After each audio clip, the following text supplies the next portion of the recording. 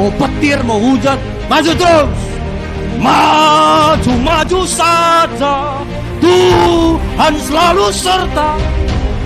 Maju saja.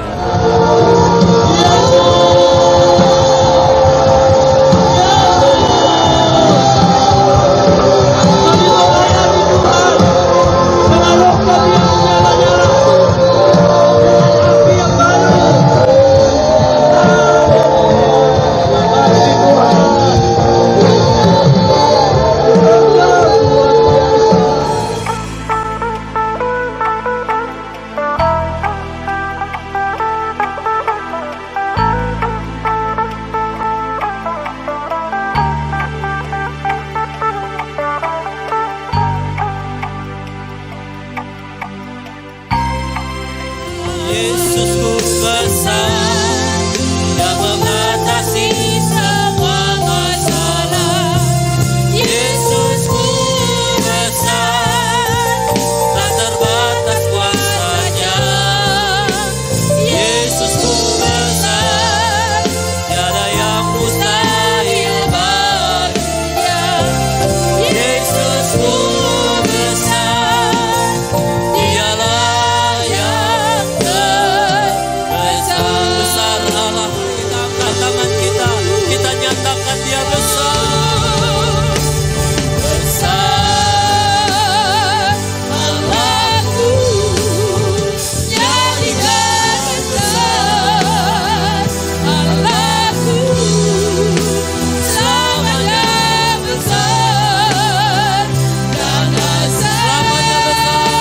selamanya besar.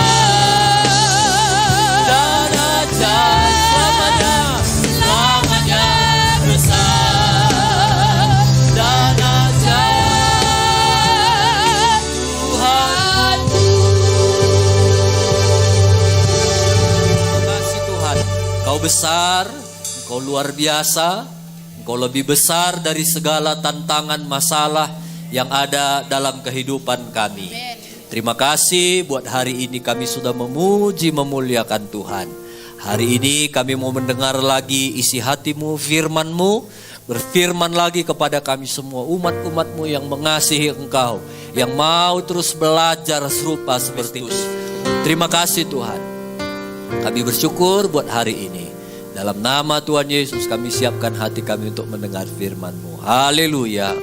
Amin. Amin. Silahkan duduk. Hari ini kita akan belajar firman Tuhan tentang tabur tuai. Galatia pasal 6 ayat 7. Jangan sesat. Allah tidak membiarkan dirinya dipermainkan. Karena apa yang ditabur orang, itu juga yang akan dituainya. Firman Tuhan bilang, jangan sesat. Allah tidak akan membiarkan dirinya dipermainkan. Karena apa yang ditabur orang, itu yang akan dituainya. Jangan sesat ini di dalam bahasa lainnya, saya teliti, saya gali, dia bilang begini, jangan nakal. Jangan nakal, jangan nakal, jangan nakal. Apalagi jangan memperdaya Tuhan. Apalagi jangan membohongi Tuhan. Apalagi jangan merayu Tuhan. Tuhan gak bisa dirayu, Tuhan gak bisa dibohongi.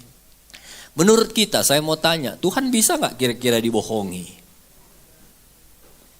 Tuhan kira-kira bisa gak dibohongi? Tidak. Dia Tuhan yang tahu segala sesuatu. Pertanyaan yang kedua, pernah gak kita bohong sama Tuhan? Sering. Kita bilang Tuhan gak bisa dibohongi, tapi ternyata kita sering membohongi Tuhan. Tuhan, kalau nanti mahal cabeku, aku setia datang kepada Tuhan. Mahal, gak setia. Tuhan, kalau lulus nanti anakku ini, ku kasih ke gereja 5 juta. Lulus. Aduh, kebanyakan Tuhan 5 juta. Ecek-ecek ya, 200 saja ya. Kita mungkin pernah kena tipu. Karena kita nggak tahu isi hati orang yang menipu kita. Tapi Tuhan tahu isi hati kita dan Tuhan nggak bisa ditipu. Dan ayat ini jelas, jangan sesat. Allah tidak membiarkan dirinya dipermainkan. Nah, kenapa masih banyak orang Kristen berpura-pura mengikut Tuhan? Karena dia pikir Tuhan bisa dipermainkan. Tuhan tidak bisa dipermainkan. Jadi biarlah hari ini kita sadar bahwa Tuhan gak bisa dipermainkan. Itu sebabnya saya berharap semua jemaat di tempat ini seriuslah mengikut Tuhan. Amin. Sungguh-sungguhlah mengikut Tuhan. Saya akan bacakan beberapa ayat yang mendukung tentang ayat-ayat tentang tabur tuai ini. Matius pasal 16 ayat 27. Sebab Anak manusia akan datang dalam kemuliaan Bapanya diiringi malaikat-malaikatnya.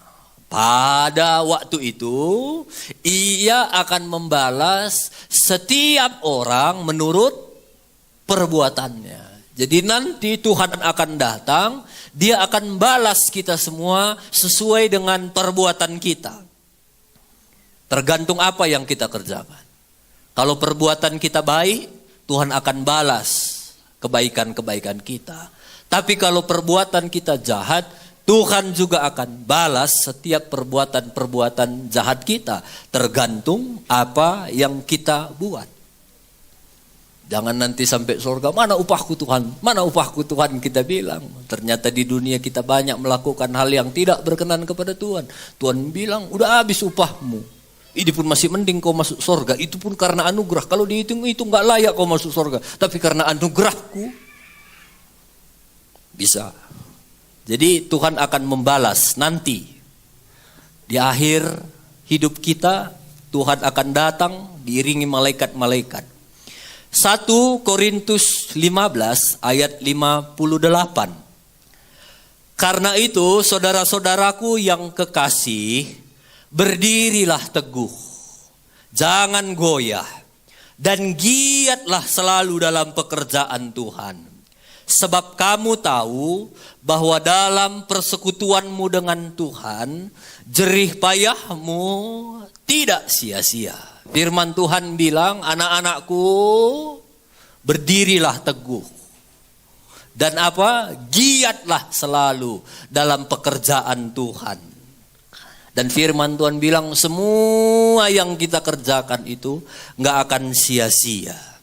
Artinya semua yang kita tabur sekarang gak akan pernah sia-sia. Saya tahu melayani Tuhan itu gak gampang, capek. Ada kalanya kita melayani Tuhan kita gak dihargai. Ada kalanya kita melayani Tuhan kadang kita dimarahi pula. Ada kalanya tetangga kita tidur nyenyak. Kita harus keluar malam naik becak dingin-dingin, komsel. Tapi dengar, jerih payahmu itu tidak akan pernah sia-sia. Ada kalanya tetangga kita dipasangnya TV-nya kuat-kuat nonton sinetron, pernikahan palsu. Dan kita juga senang nonton itu, tapi ada kalanya kita harus tinggalkan sinetron yang kita senangi itu. Kita datang ke sini walaupun gerimis, kita doa Jumat. Dengar, semua jerih payahmu itu tidak akan sia-sia. Ada kalanya kita lihat orang makan enak. Ada kalanya setiap Jumat pertama kita harus tahan nafsu makan kita, berpuasa, kita berdoa di sini. Kadang duduk pun sepertinya udah melayang-layang kita karena laparnya, buka jam 5 pula, jam 6 baru buka puasa. Tapi dengar, jerih payahmu itu tidak akan pernah sia-sia. Makanya ada lagu, kerja buat Tuhan selalu manis. Kalau dulu biar tanpa gaji, sekarang udah diganti, biar pikul salib selalu manis. Ada orang ganti lagunya, biar tanpa gaji asal dapat PK. Sama aja itu ya. Nah, jadi kita, jerih payah kita tidak akan pernah sia-sia. Ayat yang berikut, 2 Korintus 5 ayat 10. 2 Korintus 5 ayat 10. Sebab kita semua, enggak ada tanpa terkecuali semua, harus menghadap tahta pengadilan Kristus, supaya setiap orang memperoleh apa yang patut diterimanya, sesuai dengan yang dilakukannya dalam hidupnya ini, baik ataupun jahat. Nanti ada pengadilan terakhir, percayalah, di sana kita akan dapat sesuai dengan apa yang kita lakukan sekarang. Nah, jadi sesuai ya, yang memberi hadiah, yang memberi hukuman, Tuhan Yesus yang adil, yang tahu segala sesuatu, yang gak perlu barang bukti, gak perlu rekaman CCTV, dia lengkap dan dia akan memberi sesuai dengan apa yang kita lakukan sekarang. Dia lihat semua, dia tahu semua, nanti Tuhan akan balas semua, baik itu baik ataupun itu jahat. Ayat yang berikutnya, 2 Korintus 9 ayat 6. Camkanlah ini, orang yang menabur sedikit akan menuai sedikit juga, dan orang yang menabur banyak akan menuai banyak juga. Camkanlah itu. Kalau kamu taburnya sedikit, tuainya sedikit. Taburnya banyak, tuainya banyak. Jadi ingat, apa yang kita tabur akan kita tuai. Apa yang kita tabur akan kita tuai. Ada satu tukang kede, ada kedenya, dia pergi ke pajak, dia beli salak 1 kilo. Waktu dia beli salak 1 kilo, dia bayar uangnya, dikasih tukang salak, lalu dibawanya. Namanya perkede-kede, udah hafal, tangannya itu pun udah terlatih. Dia pegang barang, udah tahu dia berapa kilo itu. Waktu dia pegang, kayaknya gak sampai ini 1 kilo. Karena ada timbangannya di kedainya, ditimbang. Betul, gak sampai 1 kilo. Sudahlah, biasanya itu berdagang katanya pula. Lalu dia beli lagi salak berikutnya. Lalu dia bayar, dia bawa pulang. Sama, gak sampai ini 1 kilo ini.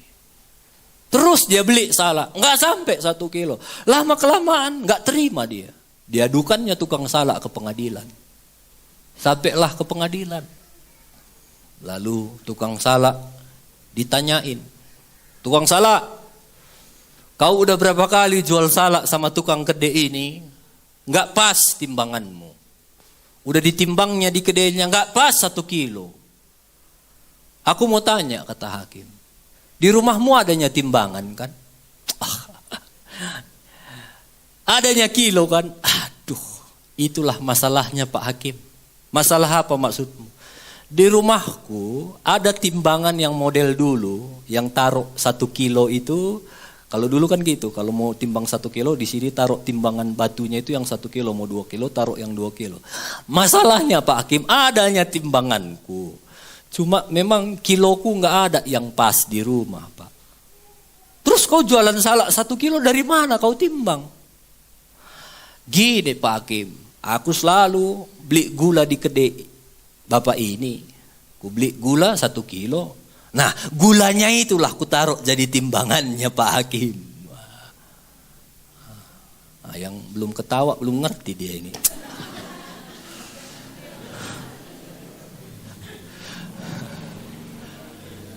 Jadi salahnya kenapa nggak sampai 1 kilo? Ya ternyata tukang kedai itu jualnya juga gulanya nggak sampai 1 kilo. Bilang kiri kanan, tambahin memori bilang.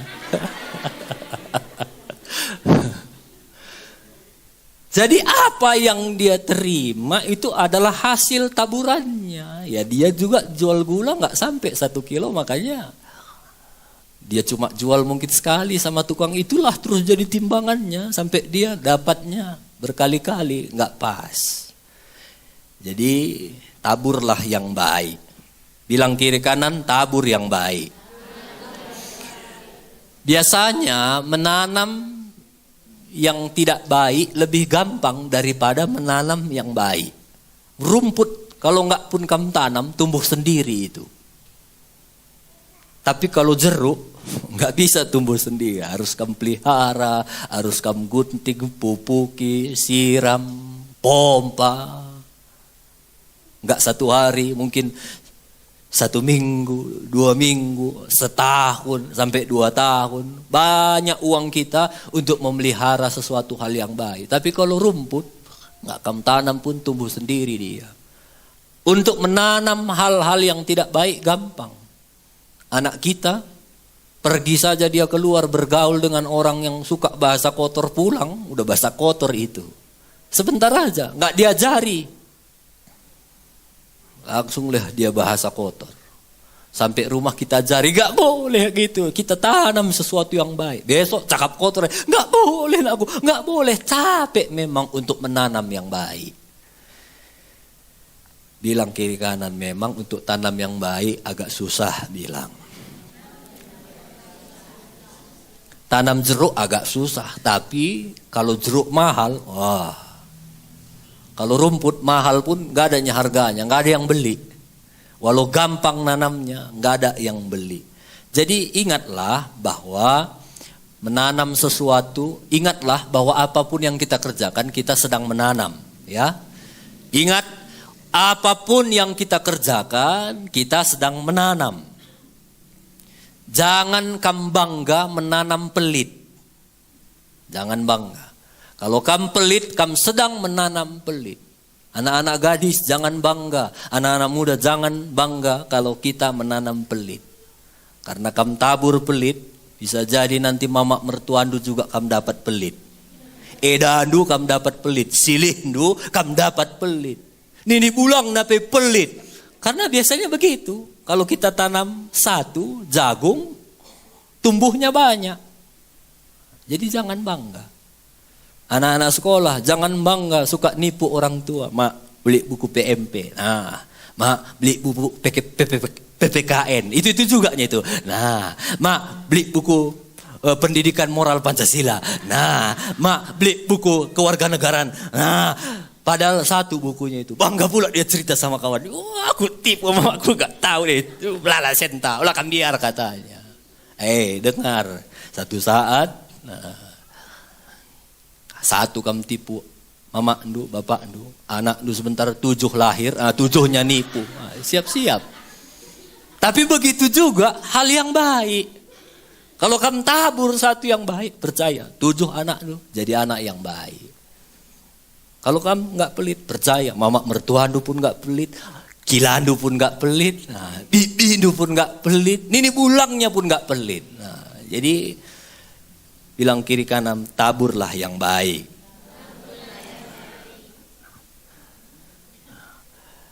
Jadi ingat, banyak nanti faedahnya kalau kita tabur yang baik, tapi mengerikannya faedahnya juga, akibatnya kalau kita tabur yang nggak baik. Saya kan udah berapa kali cerita di sini.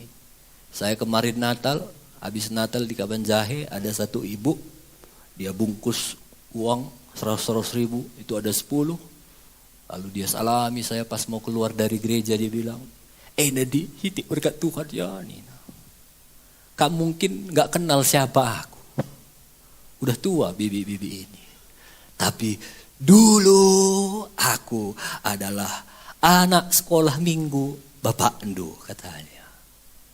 Bapakku yang nabur, adik-adik kita harus jadi anak baik. Ayo kita nyanyi, betapa baiknya. Keluar pula ingusnya kan, dilap bapakku. Dia tabur yang baik, aku yang tua yang baik. Jadi ada kalanya kamu tabur yang baik, nanti anakmu juga dapat yang baik. Aku juga 2 tahun yang lalu diundang khotbah ke daerah Lau Balong sana. Dia bilang, pendeta mungkin kamu gak tahu kenapa kami undang kamu. Padahal dia bilang, karena dulu ku ingat, kata gembalanya, bapakku dulu dikasih bapak ndu kereta. Kereta kijang yang tangkinya perak itu. Suaranya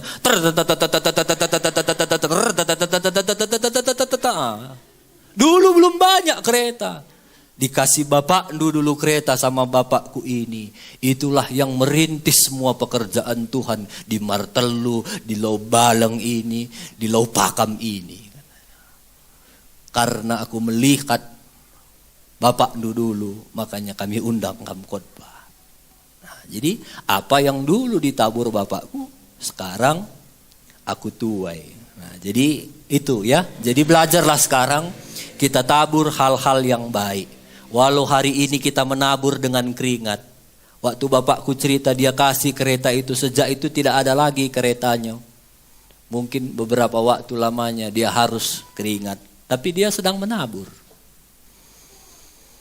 Jadi taburlah yang baik. Kalau kamu mau diberkati Tuhan, belajar memberkati. Kalau kamu mau dihiburkan orang, belajar menghibur. Kalau kamu mau dihormati orang, belajar menghormati orang. Kalau kamu mau dihargai, belajar hargai orang. Kalau kamu mau dikasihi, belajar kasihi orang. Kalau kamu mau didengar bicara, belajar dengarkan orang bicara. Dan firman Tuhan selalu mainnya, kamu dulu.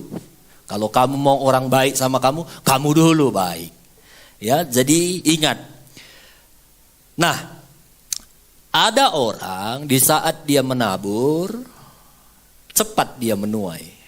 Kayak tanam-tanaman pun kan gitu ya, ada tanaman muda cepat menuai, ada tanaman tua. Nah, ada juga orang yang menabur, cepat dia menuai. Contohnya Anania Safira. Satu pendeta tanya dia, cuma ini hasil penjualan tanah lu. Lalu suami istri ini padahal bukan cuma itu, ada lebihnya. Mereka simpan, mereka sepakat bohong. Iya pendeta. Dan pada saat itu juga mereka mati. Nah, apa yang dia tabur bohong, saat itu juga dia mati. Nah, tapi ada juga orang waktu dia tabur, tapi tanaman yang dia tabur itu, taburannya itu tanaman tua, lama, mungkin durian. Mungkin kelapa, lama baru dia tuai. Ada satu cerita lucu, ini sebenarnya cerita lucu tapi boleh juga jadi ilustrasi. Ada satu restoran besar baru buka, di depannya itu ditulis, makan gratis. Baru di bawahnya lebih kecil lagi tulisannya, yang bayar anak cucumu. Ini kan keren nih restoran ini ya. Makan gratis, yang bayar nanti anak cucumu. Lalu orang berlomba-lomba, mantap juga ini restoran. Mumpung gak ada uang ini, masuklah, nanti anak cucuku yang bayar. Lalu masuk dia, dipesaninya semua. Tiba giliran, sudah selesai dia mau keluar. Lalu datang bonnya, datang bilnya. Pak, ini bon Pak. Apanya restoranmu ini? Di luar kau tulis makan gratis, yang bayar anak cucu. Tenang dulu Pak, jangan marah Pak. Memang gak bayar Pak. Jadi ini bon apa? Ini cuma bon Nini Bulangdu katanya. Ini hanya guyonan sebenarnya bonnya. Cuma ini bon nenek moyangmu dulu. Kau yang sekarang yang bayar. Bilang kiri kanan, jangan kita enak makan anak cucu kita nanti yang bayar. Jangan kita sekarang nanti nakal-nakal nggak taat, nanti anak cucu kita yang terima. Yakub itu dia seringkali ditipu.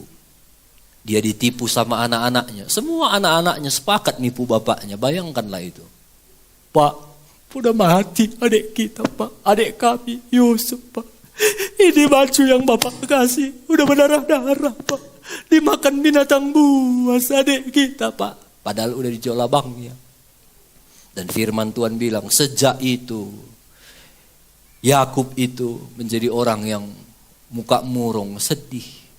Sejak dia tahu Yusuf anak kesayangan jadi makan binatang buas, hatinya itu hancur. Mungkin makan pun gak selera lagi dia. Mungkin kalau sendiri-sendiri suka dia nangis. Yusuf, Yusuf, anak sing muda, wakil dina apa? Wakil gama-gama, anakku. Dibelinya lagi kaset ke pajak. Si di katonang. Tenang. Tanpa sepengetahuan anaknya. Itu. Yang parahnya mamanya pun nipu dia. Tulangnya Silaban. Bukan marga Silaban ya, Laban. Nah. Cuma panggilannya kan Silaban. Nah. Jangan kalian panggil kami, oh Amang pendeta, Amang. Itu bagus, jangan tambahi si Amang. Mamanya bilang, si Yakub bilang, ma sama akulah anak lu. Yang mana? Rahel ma. Oh boleh, kerja kamu dulu 7 tahun. Kerja dia 7 tahun. Lalu dikasih mamanya pula si Lea. Karena dulu pakai tutup-tutup. Rupanya si Lea. Lea kak endai ma. Bagaimana kak bebre? Aturannya di sini kakaknya dulu yang tua baru adeknya.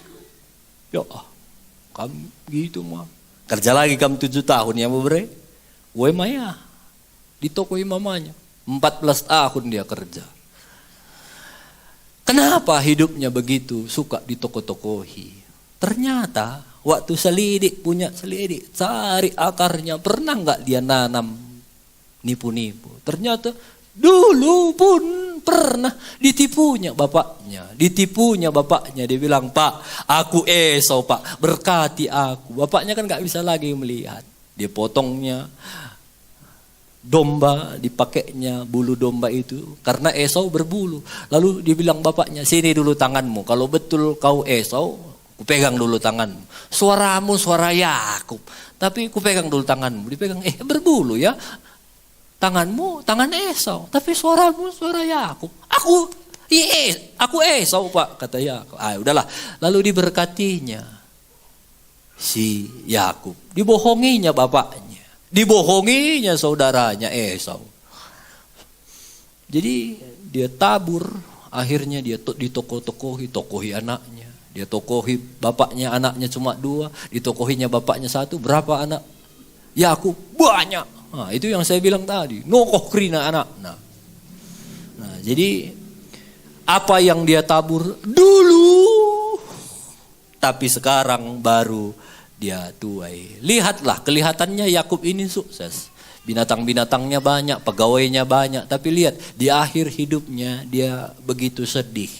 Dia banyak menuai hal-hal yang kurang baik. Ulangan 5 ayat 9. Ulangan 5 ayat 9. Jangan sujud menyembah kepadanya atau beribadah kepadanya, sebab aku Tuhan Allahmu adalah Allah yang cemburu, yang membalaskan kesalahan bapa kepada anak-anaknya dan kepada keturunannya yang ketiga dan keempat dari orang-orang yang membenci aku. Lihat ya, orang-orang yang membenci, tidak menghormati Tuhan, Tuhan bilang aku ini cemburu. Aku akan balas kepada keturunan yang ketiga dan keturunan yang keempat. Aku balas sama anaknya, cucunya, cicitnya. Kalau orang Karo, kempu, entah. Itu udah ngeri nih. Tuhan membalas kepada orang yang tidak benar. Tapi saya mau menceritakan bagaimana juga Tuhan memberkati orang-orang yang kalau dia takut akan Tuhan, itu keturunannya juga sampai berapa keturunan juga akan terus diberkati oleh Tuhan. Kita belajar saja dari negara Israel. Itu negara Israel kan nggak gitu besar. Mungkin hanya sebesar 2 kali tanah Karo ini. Itu pun kalau ada. Tapi lihat, negara Israel sampai hari ini negara yang nggak bisa terkalahkan oleh negara manapun. Semua orang takut sama orang Israel. Padahal negara yang kecil. Mereka orang cerdas-cerdas. Kenapa? Karena dulu nenek moyangnya adalah orang yang takut kepada Tuhan. Nah, jadi taburlah hal-hal yang baik. Dan bukan hanya kita yang akan menuai. Anak cucu kita pun akan menuai. Ada satu rumah. Rumah itu disebut dengan rumah 1000 kaca, 1000 cermin. Ada 2 ekor anjing. Anjing ini satu suka sekali ceria. Asal datang orang, digoyang-goyangkannya ekornya, senyum dia. Ada satu selalu marah. Asal lihat orang, gitu. Jadi dua anjing ini adalah dua anjing yang berbeda. Di kampung mereka ada satu rumah itu tadi, rumah 1000 kaca. Satu kali anjing yang suka senyum ini, dia pengen tahu bagaimana sebenarnya rumah 1000 kaca, orang sering masuk ke situ. Tiba-tiba satu kali pintunya nggak tertutup, terbuka sedikit. Masuklah anjing yang suka senyum ini. Dia masuk, dia goyang-goyangkan ekornya. Waktu dia masuk, senyum dia. Dan dia lihat ada 1000 anjing juga senyum sama dia. Padahal itu hanya cermin, karena dia senyum. Pantulan senyumnya itu menampilkan 1000 anjing juga senang senyum sama dia. Lalu dia goyang-goyang ekornya, 1000 anjing ikut goyang-goyang.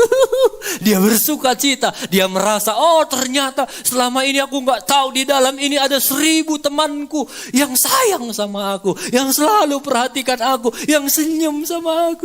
Senang dia keluar dari rumah itu, cerita dia sama anjing yang galak itu. Dia bilang, di sana ada 1000 anjing baik kali semua, asal masuk kita senyum dia. Apa kata anjing galak? Betulnya kau bilang itu? Coba aku buktikan. Lalu dia masuk ke dalam dengan hati yang penuh curiga. Waktu dia masuk ke pintu, katanya apa yang dilihatnya? 1000 anjing. Karena dia lihat 1000, selama ini pun dia rasa dia paling jago, dia hantaminya semua kaca itu. 1000 kacanya pecah. Dan dia berdarah-darah dan akhirnya meninggal dia di dalam, keluar pun gak sempat. Siapa yang membuat dia meninggal? Dirinya sendiri. Siapa yang marah sama dia? Gak ada. Apa yang dia tabur? Dia tabur satu. 1000 cermin itu. Dia tabur yang sebelumnya tabur satu senyum. 1000 senyum. Kalau kamu suka senyum, kamu akan dapat orang-orang yang suka senyum. 1000. Kalau kamu suka marah-marah, sikit-sikit, percayalah yang datang pun 1000. Ya, ini hukum tabur tuai.